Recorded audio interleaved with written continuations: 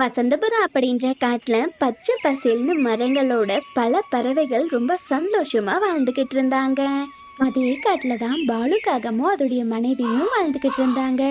கௌரிக்கு எப்பவுமே மற்ற பறவைகள் முன்னாடி தன்னை பெரிய ஆள்னு காமிச்சுக்கிறதுல ரொம்பவே ஆர்வம் அதிகமா இருந்தது. பக்கத்து வீட்டில் இருக்கக்கூடிய சோனா குருவியும் ரொம்ப கஷ்டப்பட்டு உழைச்சி அவளுடைய குழந்தைகள் எதிர்காலத்துக்காக சேமிச்சுக்கிட்டு இருந்தா. கௌரி, இன்னைக்கு நான் சாயங்காலம் வீட்டுக்கு வரத்துக்கு ரொம்ப தாமதமாகும். ஏன்னா இன்னைக்கு மரம் வெட்டக்கூடிய வேலையில எக்ஸ்ட்ரா டியூட்டி பார்க்கலான்னு இருக்கேன். ஏன்னா மழை காலம் வரப்போகுது இல்லையா? அப்ப எப்படியும் நம்மளுக்கு வேலையே கிடைக்காது. இப்ப வர வருமானத்தை சேமிச்சு வச்சாதான் மழை காலத்தை சமாளிக்க முடியும். சரி பாலு, எப்ப பாரு இந்த பஞ்சப்பாட்டே பாடாதீங்க. காலையில இந்த பஞ்சப்பாட்டை கேட்டாலே எனக்கு இந்த நாளே நிம்மதியா போகாது. எப்பதான் நான் ஆடம்பரமா நான் நினைச்சபடி வாழ போறனோ தெரியல. அதேதான் கௌரி, எனக்கும் சந்தேகம். எப்பதான் உன்னுடைய கனவு கோட்டையிலிருந்து நீ வெளியில வர போறியோ ஒன்னும் தெரியல. சரி, எனக்கு நேரம் ஆச்சு, நான் வேலைக்கு கிளம்புறேன் அப்படின்னு சொல்லிட்டு பாலுக்காகமும் புலம்பிக்கிட்டே வேலைக்கு கிளம்பி போச்சு. இன்னைக்கு நாள் ரொம்ப போர் அடிக்குதே. இந்த ஆத்தோரத்துல நிறைய பறவைகள் உட்கார்ந்துட்டு இருப்பாங்க. அவங்க கிட்ட போய் கொஞ்ச நேரம் டைம் பாஸ் பண்ண வேண்டியதுதான் அப்படின்னு சொல்லிட்டு கௌரிக்காகமும் அங்கிருந்து ஆத்தங்கரை பக்கமா உட்கார்ந்துட்டு இருக்கக்கூடிய பறவைகள் கிட்ட போனா. என்ன சோனா, உன்னுடைய காய்கறி வியாபாரம்லாம் எப்படி போகுது? அது எப்பவும் போல ரொம்ப நல்லாவே போயிட்டு இருக்கு கோரியக்கா. சொல்ல போனால் முன்னை விட இப்போ தான் எல்லா பறவைகளும் என்னுடைய காய்கறிகளை விரும்பி வாங்கி சாப்பிட்றாங்க. அதனால் எனக்கு நல்லாவே லாபம் கிடைக்குது. என்ன சோனா சொல்லிக்கிட்டு இருக்க நீ சொல்றதெல்லாம் நம்புற மாதிரியா இருக்கு. காய்கறி விற்று எவ்வளவு தான் லாபம் சம்பாதிச்சிட முடியும்? பேசாம நான் சொல்றத கேளு. என்கிட்ட நிறைய பிஸ்னஸ் ஐடியா இருக்கு. ஏதாவது ஒன்று நான் உனக்கு சொல்கிறேன், அதை ஃபாலோ பண்ணு. சீக்கிரமா நீ பணக்காரி ஆயிடலாம். கௌரி அக்கா, நான் சம்பாதிக்கிற பணமே எனக்கு போதுமானதாக இருக்குது. இதுலேயே என்னுடைய குடும்பத்தை பார்த்துக்கிட்டு என்னுடைய பிள்ளைகளுக்கான வருங்கால செலவுகளுக்கும் நான் சேமிச்சுக்கிட்டு இருக்கேன். எனக்கு புது பிஸ்னஸ் ஐடியாலாம் வேண்டாம். நீங்கள் தான் வீட்டில் சும்மா இருக்கீங்க, நீங்களே ஏதாவது ஒரு பிஸ்னஸை பண்ணி முன்னேறுங்க. பாலு அண்ணாவும் ரொம்ப நாளாக மரம் வெட்டி கஷ்டப்பட்டுக்கிட்டு இருக்காரு. இவங்க இந்த மாதிரி பேசிக்கிட்டு இருக்கக்கூடிய அதே நேரத்துல ஒரு பறவை அந்த இடத்துல நிறைய பொருட்களை எடுத்துட்டு வந்து இந்த மாதிரி கத்தி கத்தி பேசிக்கிட்டு இருந்தது. வாங்கம்மா வாங்க, உங்களுடைய தீராத ஆசைகளை தீர்த்து வைக்கிறதுக்கு தான் நாங்க இங்க வந்திருக்கோம். உங்களுடைய கனவு பொருட்களை எல்லாம் கலர் கலரா நாங்க எடுத்துட்டு வந்திருக்கோம். விதவிதமான மிக்சியும் ஃப்ரிட்ஜு, டிவி, போனுட்டு எல்லாமே குறைந்த விலையில இருந்தே இஎம்ஐல கொடுக்குறோம். இத வாங்கி நீங்க உங்க ரொம்ப நாள் ஆசைய தீர்த்துக்கலாம். வாங்கம்மா வாங்க. என்னது, குறைந்த விலையிலேயே டிவி ஃப்ரிட்ஜ் எல்லாம் கிடைக்குமா? ஆமாங்காகமே, குறைந்த விலையில. அது மட்டும் இல்லாம இந்த பொருட்களுக்கு தேவையான பணத்தை கொஞ்சம் கொஞ்சமா நீங்க மாசம் மாசம் இஎம்ஐல கொடுத்தா போதும். இந்த பொருட்கள் எல்லாம் உங்களுக்கே சொந்தமாயிடும். என்ன சொல்றீங்க? அப்ப பணம் கொடுத்து இந்த பொருட்களை வாங்க தேவையில்லையா?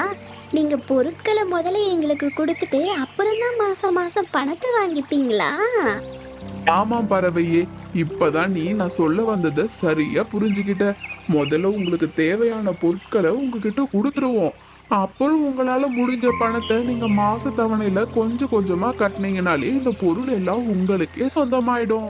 சோனா, இது கூட ரொம்ப நல்லா இருக்குல்ல. பேசாம நமக்கு தேவையான ஒரு 4 பொருட்களை வாங்கிக்கலாமா? இல்லை ரீனா, எனக்கு என்னவோ இது சரியாக வரும்னு தோணவே இல்லை. எப்படி ஒருத்தவங்க அவங்களுக்கு எந்த லாபமும் இல்லாமல் நம்மளுக்கு குறைந்த விலையில் கொடுக்க முடியும்? நீயே கொஞ்சம் சிந்திச்சு பாரு. மழை காலத்தில் நம்மளால வேலைக்கு போக முடியாமல் ஒரு மாதம் தவணை கட்டலினாக்க கூட இவங்க நம்மள சும்மா விடுவாங்கன்னு நீ நினைக்கிறியா என்ன? ரீனா, இந்த சோனா குருவி பேச்செல்லாம் கேட்காத. நாமெல்லாம் முன்னேறிடுவோன்னு இந்த சோனா குருவிக்கு வயித்தெரிச்சல். அதனால தான் நம்மள எந்த ஒரு பொருளையும் வாங்க விடாம பண்றதுக்கு இந்த மாதிரியெல்லாம் கதை சொல்லிக்கிட்டு இருக்கா. பயப்படாத. உனக்கு என்னென்ன பொருட்கள் வேணுமோ அதெல்லாம் நீ வாங்கிக்கோ. மாசம் மாசம் கொஞ்சமா உன்னால முடிஞ்சதை கட்டிக்கோ. அப்பதான் உன்னால உங்க சொந்தக்காரங்க முன்னாடி கௌரவமா வாழ முடியும். இல்லை இல்லை கௌரி, எனக்கு என்னவோ சோனா சொல்றது தான் சரியா இருக்கும்னு தோணுது. எனக்கு எந்த பொருட்களும் வேணாம். உனக்கு ஏதாவது வேணும்னா நீயே வாங்கிக்கோ. சரி, உங்க 2 பேருக்கும் வேணானா இங்கிருந்து கிளம்புங்க. எனக்கு தேவையான பொருட்களை எல்லாம் நான் வாங்கிக்க தான் போறேன்.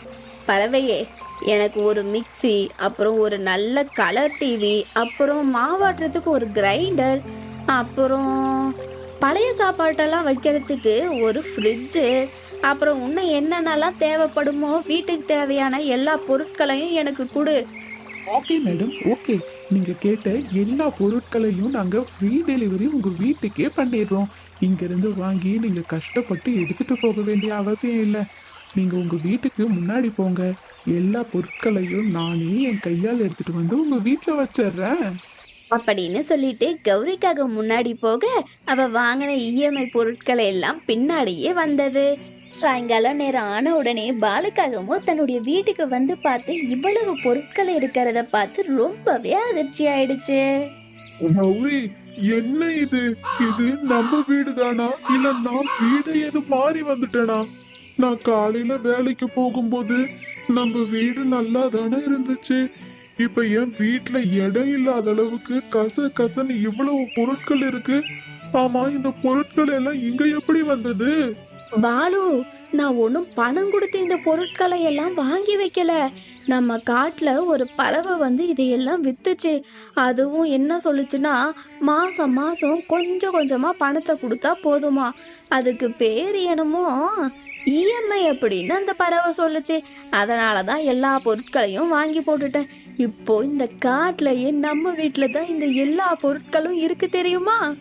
என் முட்டாள் கௌரி, மாசம் மாசம் பணம் கட்டணுமா? எங்க நான் பணத்தை கட்டுறது? மாசம் மாசம் குடும்பத்துக்காக சம்பாதிக்கிறதுக்கே நான் ஓடா உழைச்சுக்கிட்டு இருக்கேன். இதுல இந்த பொருட்களுக்கெல்லாம் நான் எங்க இருந்து காசை கட்டுறது? ஒழுங்கா இந்த பொருட்களை எல்லாம் எங்க வாங்கினையோ அங்கேயே திருப்பி கொடுத்துரு. என்ன பாலு இந்த மாதிரி பேசுறீங்க? ஆசைப்பட்டு ஏதோ 4 பொருட்கள் வாங்கினேன். அதுவும் எனக்காகவா நான் வாங்கிக்கிட்டேன்? நம்ம 2 பேருக்கும் உதவியா இருக்குமேன்னு நம்ம வீட்டுக்கு தானே வாங்கினேன். அதுக்கு எதுக்காக என்கிட்ட இவ்வளவு கோவப்படுறீங்க? இந்த பொருட்களை எல்லாம் ஒன்றும் என்னால் திருப்பி கொடுக்க முடியாது. ஒழுங்கா மாசம் மாசம் இந்த பொருளுக்கு கொஞ்சம் கொஞ்சமா காசை கொடுங்க. நான் அதை இஎம்ஐல கட்டிக்கிறேன். பாலுக்காக எவ்வளவுதான் எடுத்து சொன்னாலும் கௌரிக்கு கொஞ்சம் கூட புரியவே இல்லை.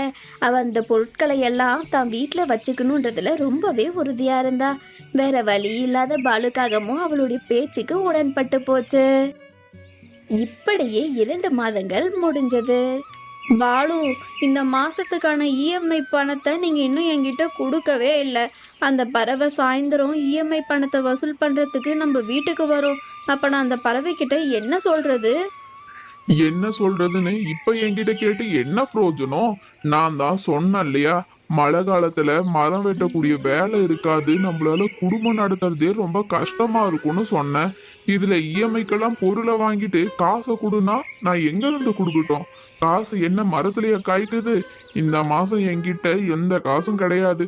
வேணும்னா வீட்டுல இருக்க பொருள் எல்லாம் எடுத்துட்டு போக சொல்லு. இவங்க 2 பேரும் இந்த மாதிரி பேசிட்டு இருக்கக்கூடிய அதே நேரத்துல இஎம்ஐ வசூலிக்கக்கூடிய அந்த பறவை அந்த இடத்துக்கு வந்தது. என்ன மேடம், பொருள் வாங்கி 2 மாசம் ஆச்சு. 2 மாசம் சரியா தானே பணத்தை கொடுத்தீங்க. நேத்தே இஎம்ஐ பணத்தை நீங்களா எடுத்துட்டு வந்து கொடுப்பீங்கன்னு பார்த்தேன். ஆனா நீங்க வந்து கொடுக்கற மாதிரி தெரியல. அதனாலதான் அதை வசூலிச்சுட்டு போலான்னு வீட்டுக்கே வந்திருக்கேன். பணத்தை கொடுங்க.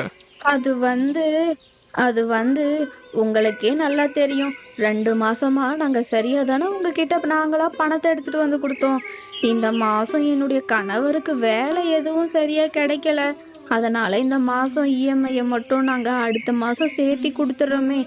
கொஞ்சம் எங்க நிலைமைய புரிஞ்சுக்கிட்டு எங்களுக்காக ஒத்துழைக்க கூடாதா? என்னது, இந்த மாசம் இஎம்ஐய அடுத்த மாசம் சேர்த்து கொடுக்கறீங்களா? எத்தனை பேர் இந்த மாதிரி புதுசா கிளம்பி வந்திருக்கீங்க? எல்லா பொருட்களையும் வாங்கி உங்க வீட்டுல வைக்கும் போது மட்டும் உங்களுக்கு அவ்வளவு சந்தோஷமா இருந்துச்சுல்ல, அதுக்கான பணத்தை கேட்டு வந்தா உங்களுக்கு ரொம்ப கஷ்டமா இருக்கும். இப்பவே எனக்கு பொருட்களுக்கான பணத்தை எடுத்து வைக்கணும், இல்லைன்னா இந்த இடத்தை விட்டு நான் ஒரு இன்ச்சு கூட நகர மாட்டேன். அந்த பறவை இந்த மாதிரி சத்தம் போட்டு பேசின உடனே பக்கத்துல இருக்கக்கூடிய எல்லா பறவைகளும் அந்த இடத்துக்கு வந்துட்டாங்க. சார், தயவு செஞ்சு கொஞ்சம் மெதுவா பேசுங்க. நீங்க சத்தம் போட்டு பேசுனதுனால எல்லா பறவைகளும் இப்ப வந்துட்டாங்க.